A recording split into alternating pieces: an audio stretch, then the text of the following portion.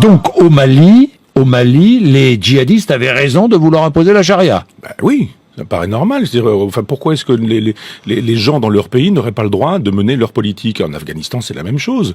Pourquoi est-ce qu'on a des problèmes de terrorisme aujourd'hui?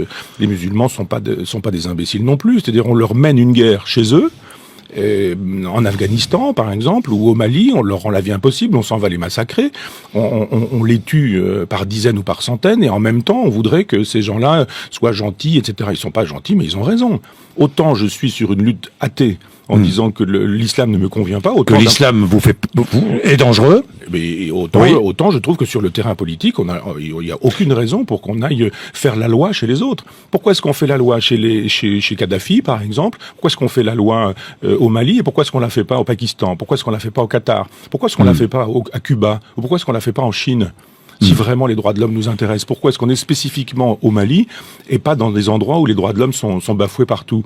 Alors, moi, je trouve normal qu'au Mali, où il m'est arrivé d'aller, la politique puisse exister.